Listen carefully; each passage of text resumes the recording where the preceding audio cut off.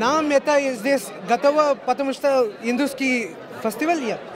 Этому морковь сладкий, вот морковь нам сами готова столе. Этому джелеби такой sweet, да, сладкий.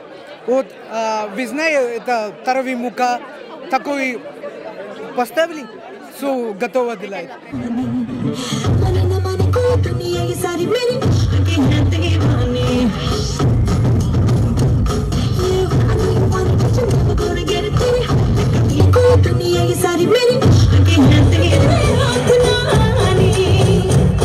We are the sounds of the streets.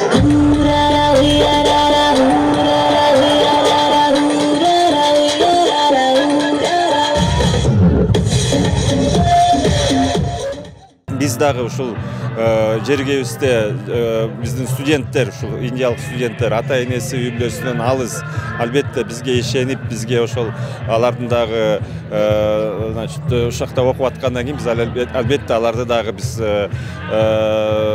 кандайдыр бир шарттар түзгөнгө, анан аларды дагы өздөрүн үйдөгүдөй сезгенге да биз ыңтызарбыз. Ошондуктан ушундай майрам биякта Ошто дагы ишемби күнү Бишкекте да өткөн турат. Буюрса бул Дивали деген майрамдын биз Индия мамлекетине дагы индиялык биздин арабызда жашаган миңдеген студенттерибизге дагы биз ошол көрсөтүп атабыз. Биз дагы ошол Кыргызстан, Индия менен достук жакшы бир мамилелерди түзгөнгө биз абдан кызыктарбыз.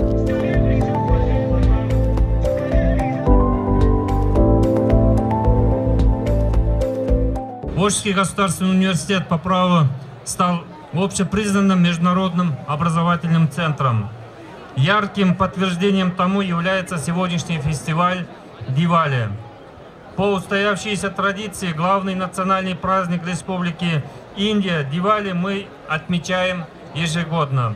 В этот день мы вспоминаем древнюю историю этого праздника и его гуманистическую суть победу любви и цвета, торжество мира и добра.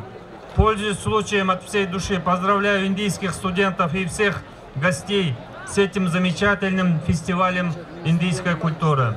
Индийские студенты являются яркими представителями международной семьи Волжского государственного университета.